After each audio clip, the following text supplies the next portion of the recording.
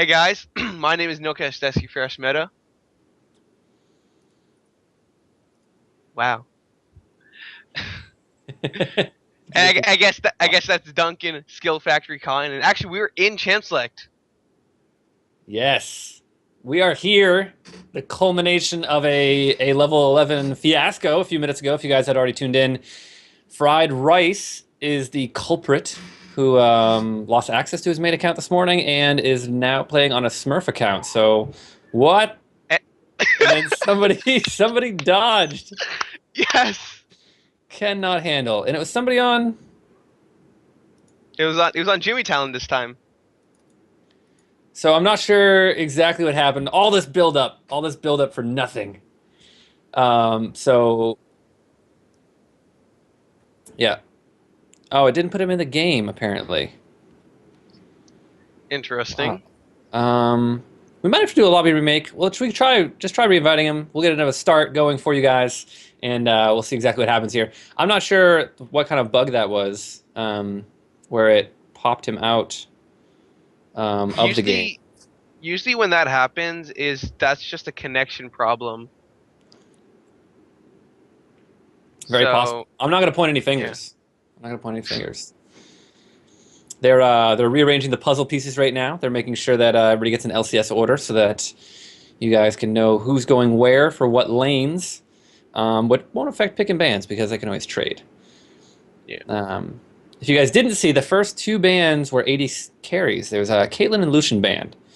Caitlyn band really interesting because you don't see it very often. I mean, she's very dominant early on in lane, and just kind of a solid 80 carry all the way through. But you don't see her banned on the 80 carry portion very much. Lucian and Tristana are probably the top two 80 carry bans. Well, One's a late the game carry, and then one's an early game bully. yeah. Well, I mean, with the Tristana nerfs that came out, like these teams might not know, like the extent of Tristana's power. Sure, like the change actually, it wasn't that huge of a hit to her late game power, but her overall DPS did drop. Yeah, the biggest change was the reduction. I mean, the increased cooldown on her ultimate at early levels. So I think it's almost double the cooldown for your first level ultimate. So you can't use it in lane for harass, which you saw a lot of pro players doing, where they'd jump on them, do a full combo, a couple auto attacks, and then ult them away, so that they couldn't even respond or trade after that. Um, and then we see an Ari and the Triss ban that we talked about for 80 carries. So they're banning out 80 carries. I'm not sure if that's targeted at Fried Rice. I'm not sure which, because Fried Rice had played, I believe it was A a Mumu. Mumu the last game. Yeah. So was a jungle a Mumu. They're probably trying to put C9 Hyper Destroyer on a champion he's not too comfortable with, just to give Jimmy Talon an extra bit of edge in that lane. Yeah, and if it should be pretty interesting because Jimmy Callan's going to run the 80 carry. I think earlier he was playing mid lane. His previous games were he was rocking the Syndra and the Fizz, I believe. So it'll be interesting to see what he pulls out for an 80 carry. But our first lock-ins, our top matchup already there. It's going to be Gnar versus Ryze. That is definitely a support Gnar, because as we all know, Mata said Gnar is top 3 support. Gnar's top 3 support. Yeah, he He's actually said that. he's a really interesting champion because he has the lowest base stats in his cute and cuddly form, and then when he goes Mega Gnar, he actually has the highest base stats in the game. So his scaling throughout the Interesting. game with every level is crazy because it's like you flip a switch and you go from the squishiest champion without items to the tankiest champion without items I instantly. actually didn't. Yeah, I actually did not know that. It's good to know. Well, we do have the Rise picked in for blue team, so we're And gonna be we seeing. have a Warwick. So they didn't ban a Mumu. Maybe he doesn't own a Mumu on this account, but a Warwick would be one of those jungles that you could jungle successfully, as far as not dying in the jungle, Oh, without. Oh, but a last second swap to Xin Zhao. But both of which Zenzel. are very high sustain jungles, and they jungle early very easily. Um, The good thing with but Zenzel though is it'll help him provide a lot more early pressure to the lanes. And like besides Warwick, you're pretty much jungling until level 6, and then you're getting your ganks off when Xin Zhao. You can at least get some early pressure in the lanes. Yeah, it'll be. I mean, Zintao's early ganks are actually really really good. Some of his base damage abilities are really really high. His three talent strike adds so much additional damage to each one of your auto attacks, and then we see the double lock in of the Syndra, which is what Jimmy Talon was playing previously, and a Jinx pickup. And Jinx not the safest AD carry, but if she gets rolling and gets excited, she is dangerous. Well, I can see actually that makes sense too. By banning out probably like the most harassing AD carries, you're giving her a safe lane. And with the Ezreal, like Ezreal's just one of those AD carries where you don't completely win lane, but you also don't completely lose lane. Yeah, he's really hard to get kills on, especially early, unless you have a hard engaged jungle, like a Vi or a Fiddlesticks or a Mumu, something that has a lot of lockdown and CC, to where you can lay enough damage down on him where he can't shift back out. But it really depends on the Ezreal, because some Ezreals shift very offensively, and you can sometimes bait it out of them. But the last pick support might be a Nami lock-in, so it is going to be a Lulu mid lane, most likely, with Ryze up in the top lane. And Lulu versus Syndra matchup pretty much goes even. It's a skill matchup. Lulu is a great bully early on, but Syndra can farm from such high range that she doesn't have to worry about getting poked down that much. And that is so much ability power on the blue team. And it's just gonna be really easy to actually itemize for them, especially like the fact that uh, Fried Rice, he doesn't have any of the runes, so he's not gonna have like any extra AD, and so he's not gonna be hurting that much actually when he does choose to gank. And so any like the kill potential is gonna come solely from the lanes. Yeah, so with them on the blue side, if Fried Rice actually starts with blue buff, because he might need it early on for the cooldown reduction and the additional mana because he doesn't have runes, he's not going to have a very strong leash, which is going to hurt him. I wouldn't be surprised to see him go down and start red buff, just so that he gets the support from the AD carry and Nami to help kill that red buff and give them a really strong leash. Now that's a good thing, but it's also can be very detrimental to the bottom lane. If Jinx and Leona get there first, they get the early level 2. Their level 2 lockdown is huge. Doesn't matter who you get onto. If you close the gap, you get a stun down, chompers are underneath them, and it's almost a free kill and pretty hard to at least not get all the summoners. Especially nice seeing the Leona bring Ignite instead of an Exhaust too, so just provide the extra bit of kill pressure in that lane. Nami, she did actually bring the Exhaust, so that's gonna be smart to shut down the Jinx if she does get rolling. Yeah, and you see Leona running the Ignite. Perfect choice. I mean, most AD carries are running heal now, and with Nami, you don't want to get baited into that the ebb and flow bait where you get an extra 200 HP at like rank. I think rank 3 ebb and flow is almost 200 HP, and it's a big amount with a little bit of AP that can bait you into a really bad fight. But really interesting to see a Cho'Gath jungle with the new splash art there. I don't think I've seen a Cho jungle. I think I saw one in Since solo queue maybe a couple weeks ago, but he hasn't seen any play professionally at all, and very rarely in a general sense. last Cho Jungle I saw was probably season 2. That's when he was a bit on the rise in season 2 with like because like that's like the season for tankier junglers. Like the Nautilus was prevalent and the Volibear. Yeah, Um yeah, like Snoopy, season Snoopy on Cho'Gath yep, was that one of too. his signature champions. It turned out to be Cho'Gath and Amumu, and he was kind of the first one to bring them in to competitive play and actually be successful on them. We see a lot of stuff that gets into competitive play, but not with success. Poppy, 100% win rate in competitive play. We'll see if she continues that through the LCS for the Unicorns of Love. But top lane now, Gnar is a very weak early game champion.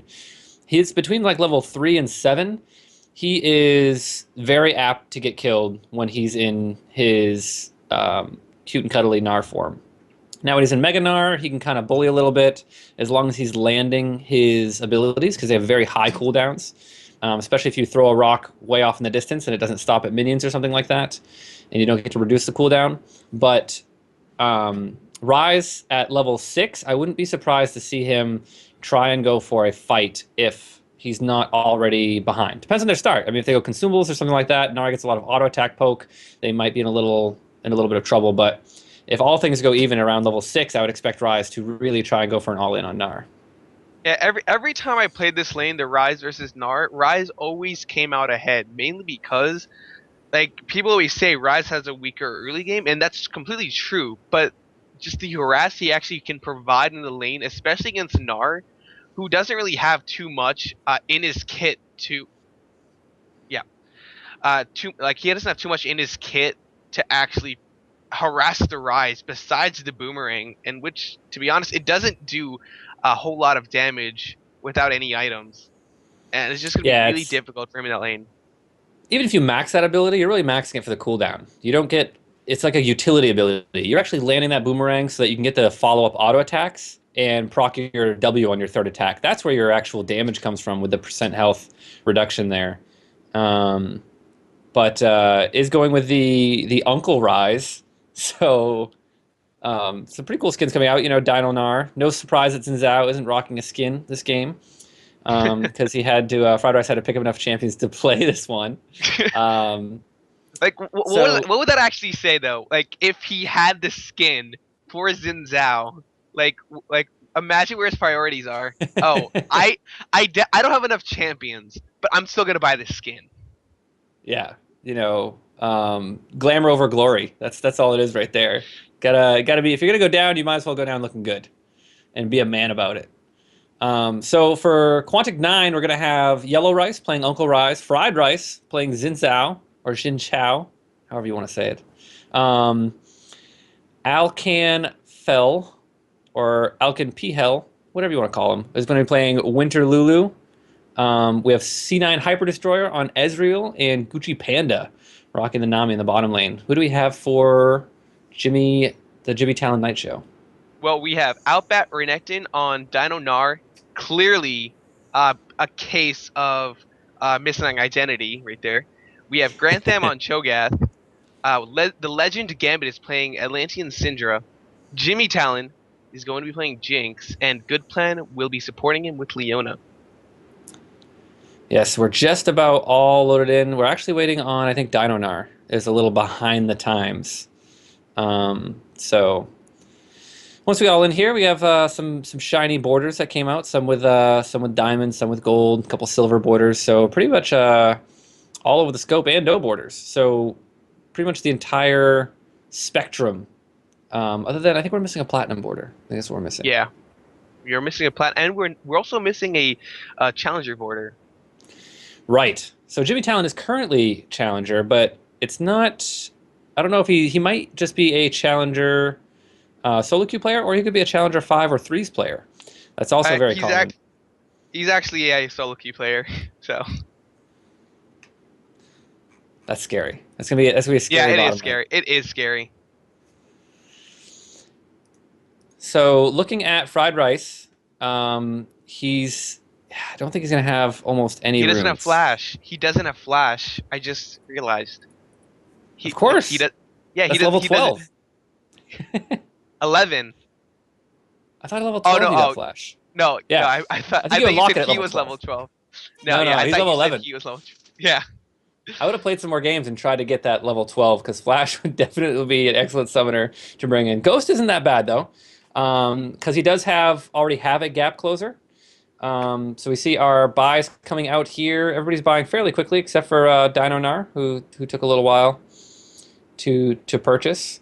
And it looks like we're going to see I mean, most definitely a blue side start from Cho'Gath. It'd be pretty cheeky to go with a red side start, but I expect him to probably use his Trinket Ward on red side jungle somewhere and then head towards blue for that blue start. Yeah, he's gonna put a ward there. Uh, I don't really expect too many things coming out in terms of invading. Actually, he's staying on that red side. So he actually might be starting red buff. Yeah, it would be really interesting to see him start red and then head towards blue, or he might start red and go to counter Xin Zhao's blue and go for an early counter jungle. He's gonna be so much stronger coming in with the additional 7 AP. I believe he has a little bit of attack speed, but he has 41 armor at level 1. And that's comparison to Fried Rice's 25 armor. So even by the time Fried Rice gets over there, he's going to take a lot of additional damage from these jungle monsters. And like as you can see, like their AD is exactly the same. And this is gonna be so devastating for Zinzao. Like he doesn't have like the innate tankiness of Cho'Gath, and Cho'Gath his passive will actually be able to keep him somewhat healthy in the jungle. Zinzao, he's starting. Yeah, he is starting his 3 talent, his battle cry. So he will stay somewhat healthy in the jungle, but definitely not as healthy as that Cho'Gath. Yeah, so it is going to be a red side buff, red side start from Fried Rice. But like I said, so the bottom lane is going to be down here. They're going to have an early push from Jimmy Talon and Good Plan. You can see they're already working down that first wave of creeps. And that is so that they hit level 2 super fast, and they're going to go for the all-in really early on. So expect a lot of action in this bottom lane and in the jungle as soon as we get started here. Now, level 2 happens when they get a full wave, and then all of the melee creeps of the second wave. Yeah. Well, thankfully for uh, Kearny, actually the blue team this time, the wave is actually really pushed towards their tower, so there's really not too much purple team can do to actually engage on that, unless Leona wants to tower dive level 2, which I doubt she'd want to. No, they'll have a decent amount of poke if they can get the minions out of the way, but the wave should reset here when the tower's going to actually kill this wave right here, and it's going to reset back to the middle. So we didn't see any cheekiness out of Cho'Gath. Also, he actually went right over to his blue buff after Wraiths, so nothing crazy there. And Leona actually didn't get level 2 because she warded very early. So she's waiting on, I think, one more creep, and you can see her posturing up right now, looking to go in. Meanwhile, Lulu actually in that mid lane, she's taking so much harass from the Legend Gambit. She's already down to half health, and Yeah, that lane and is at a that very lane is big actually health pot disadvantage, too. yeah, that lane is actually completely in favor of the Syndra. Up Oh, we have ATS, an agent meanwhile in the down bottom lane. bottom, forcing Ezreal to switch away, but still comes out ahead. They did get the stun down onto Ezreal. He didn't shift prior to getting hit by it, so he did take the CC and damage from that. But in that top lane, Meganar just activating and putting a lot of harass onto Yellow Rice. And we were talking about how Rise will probably have the early advantage, and it doesn't look as though it's going to be that way right now. Xin Zhao in the top lane, Nar is forced to flash, and Xin Zhao without his own flash will not be able to follow up. So a really good early gank, though. I mean, we have the low level Xin Zhao who actually forced a summoner and had the first presence on the map for the jungle. A little bit of trade going down here. Oh, in tower range, it looks like they're gonna get back out, but Gucci Panda's gonna get locked down by the Flame Chompers. A lot of damage coming down from Jimmy Talon in those rockets. So coming out ahead in these trades is Jimmy Talon and Good Plan. Good Plan still very, very tanky. Hasn't even used many health pots, but they've really focused up on the AD carry anytime there's an engagement. That was actually really smart. Gucci Panda actually threw out a really nice Aqua Prison to essentially stun the Jinx so she couldn't really harass him anymore. So that saved him a lot of health. Yeah, meanwhile in the mid lane, Lulu's out of mana, but has been able to stay a little bit longer in this lane. Kept up with levels. Oh, and there it is, the first blood down bottom. Finally gets the engage on Ezreal without the shift away. Didn't use flash or heal, though. I mean, Leona went all in with the ignite, but you have to think that heal might have given him the chance to flash out of there. And here comes the dive onto Gucci Panda. She will flash. She's going to get stunned. Aqua Prison goes down. Doesn't need it as they fall back. And we have Xin Zhao coming down here on the bottom, but Lulu has left. So it's Xin Zhao 1v2 taking a lot of damage. That's going to be a blue buff over to Good Plan, who takes the kill away from Jimmy Talon. And that now is 2 kills in the bottom lane. Yeah, that gold lead is going to be swinging in such a huge way. And actually, Leona took both of those kills.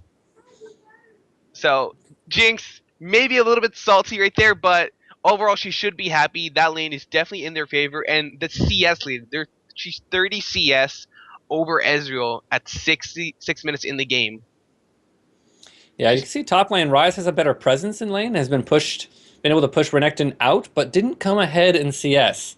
So pretty much everybody falling behind in CS on the side of Kearny High School here. Cho'Gath though. Um, oh, a good slow Meganar's there, and that is a kill on a Yellow Rice. Not much he could do about that.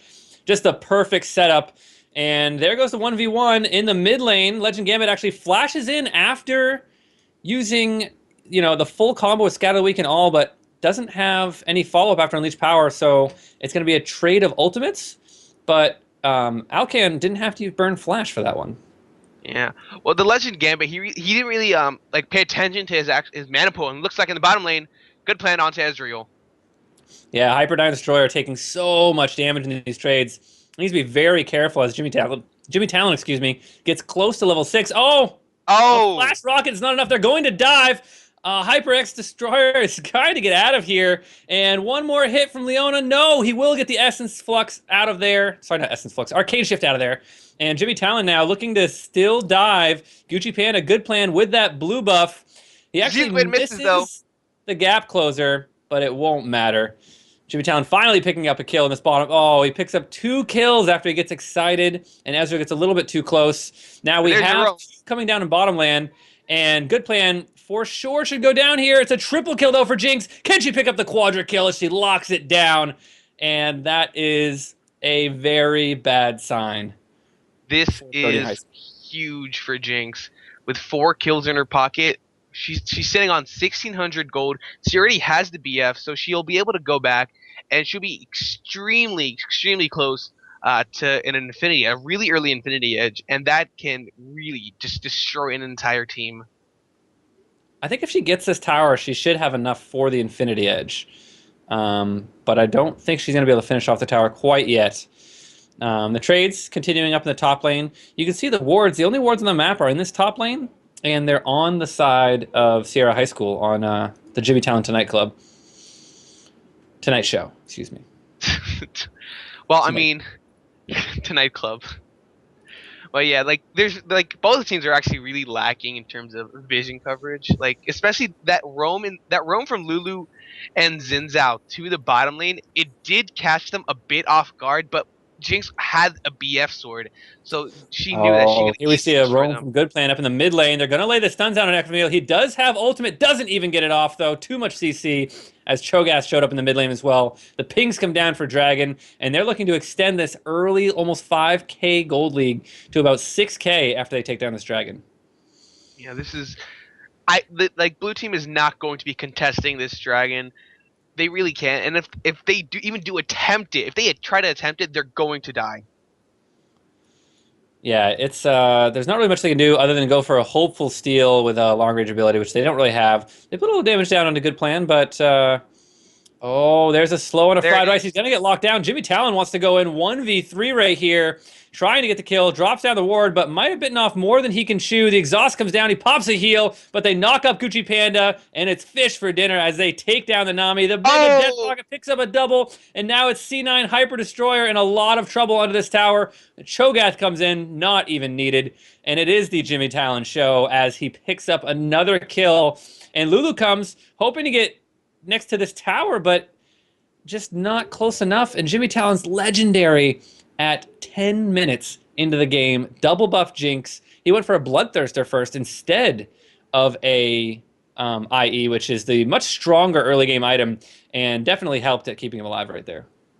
Yeah, he took so much harass, especially with the exhaust coming out from Nami. It really allowed Ezreal to put down a bit of harass. But like as you said, the Bloodthirster kept him alive, and he's just healing up any damage that he's taking. And it's so difficult. Like a 10-minute Bloodthirster, like how do you even fight that? Meganar teleporting in though. Here comes the TP and the dive. It's going to be Nami going down again. Outback Renekton TP'd in to keep the minions at the tower a little bit longer. It's a 5-man push in this bottom lane. Ryze doesn't have a TP up to counter. He used it to get back into lane, and they're just going to continue pushing right here. There's no rotation from Lulu. There's no movement from Ryze whatsoever, and he's just sitting up here freezing this lane as they push in this tower, and another kill as Cho'Gath actually gets a rupture kill right there. Fried Rice trying to get back. Nobody's going to get laid down by Chompers, and they're pushing in this inhibitor turret at 11 minutes in. Like this must be so demoralizing for Quantic 9. Like they can't really do anything to actually stop this game, and this game actually might be over before the 20-minute mark. Ooh, a whiffed scout of the week right there brings Grantham really low.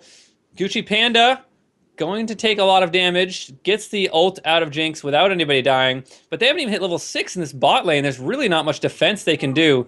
They're trying to land on CC. Jimmy Talon's kind of low. The Ignite is down on him, but he will fall. He actually died right there. A flash out from Cho'Gath gets hit by the Ezreal ultimate. So a double kill from Ezreal. Lulu picked up one, and they're finally going to retreat out of this base. I think they bit off a little bit more than they could chew.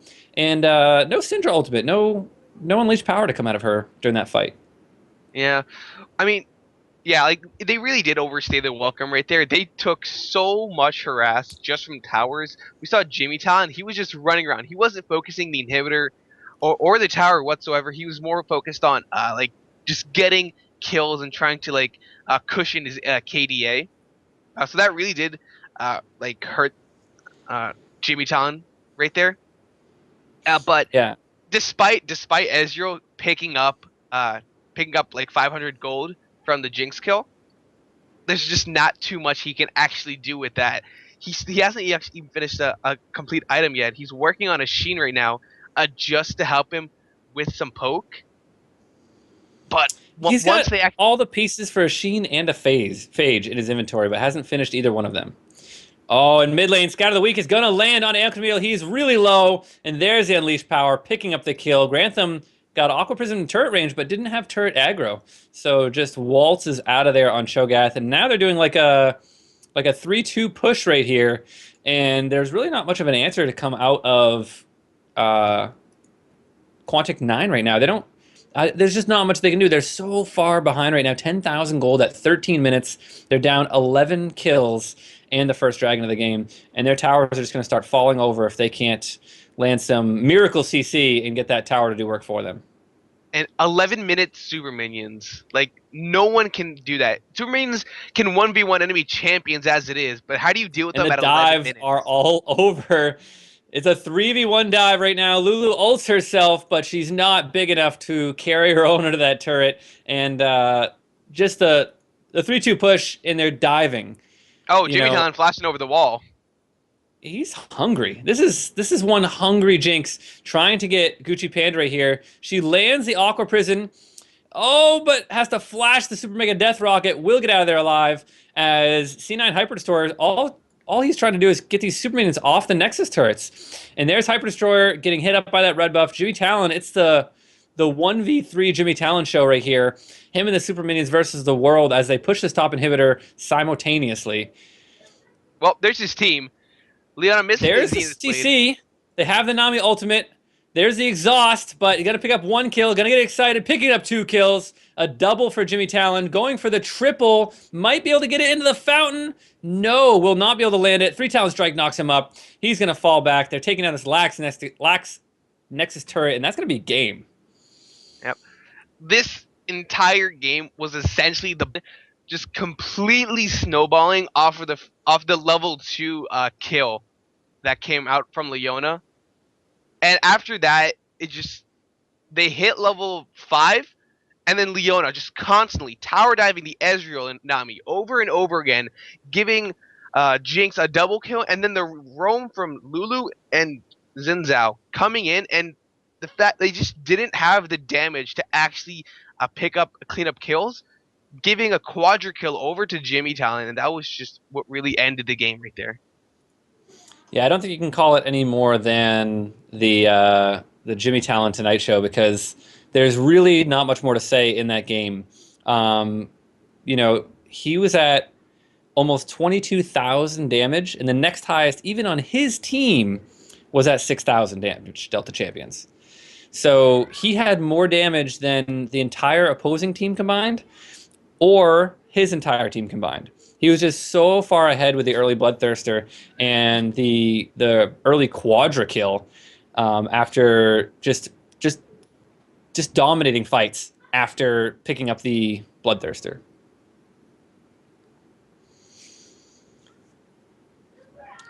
So I'm not completely sure if this is a best of two, like on a point based system. Yeah, I think this is just going to be the only game, so we're going to wrap it up there. Obviously, Chibi Talented Nightclub did a great job. They really commanded the bottom lane and struggled a little bit in the top lane. There was a little bit of hope there, but couldn't really capitalize. They tried to help the bottom lane, but couldn't make that happen either. Ended up feeding more kills over in a 4-for-1 trade. But thanks for watching, guys. It's been the High School Esports League. And I believe they have another match tomorrow. I'm not sure if I'll be shoutcasting that one or not. I don't know if I'll have time. But it will be right here at the same place on Twitch TV. So we'll be happy to have you back. All right. Bye, guys.